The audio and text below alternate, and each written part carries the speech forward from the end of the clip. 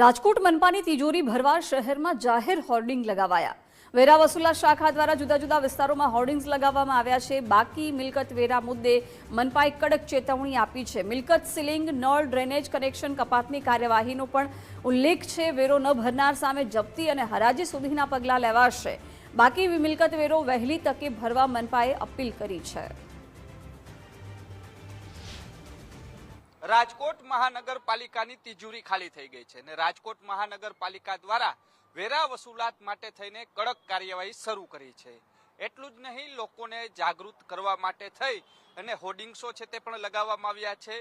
કિસાનપરા ચોકના દ્રશ્યો છે કે જ્યાં હોર્ડિંગ્સ લગાવવામાં આવ્યા છે અને લોકોને પ્રશ્નાર્થ છે તે કરવામાં આવ્યા છે। શું આપે મિલકત વેરો ભરાઈ ગયો? અગર નથી ભર્યો તો પછી આ પ્રકારની વસ્તુઓ છે તે તેના સામે કાર્યવાહી થઈ શકશે। નળ કનેક્શન કપાઈ જશે, ડ્રેનેજ કનેક્શન કપાઈ જશે, મિલકત સીલિંગ અને જપ્તી અને હરાજી સુધીની કાર્યવાહીના આટલા પગલાંથી જો બચવું હોય તો તમારે વેરો ભરવો પડશે।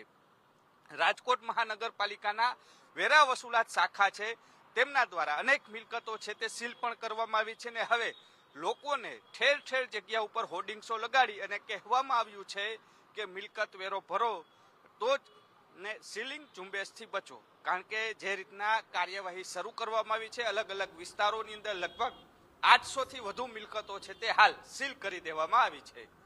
કેમેરા પર્સન અભય ત્રિવેદી સાથે રહીમ લાખાણી, ગુજરાત ફર્સ્ટ, રાજકોટ।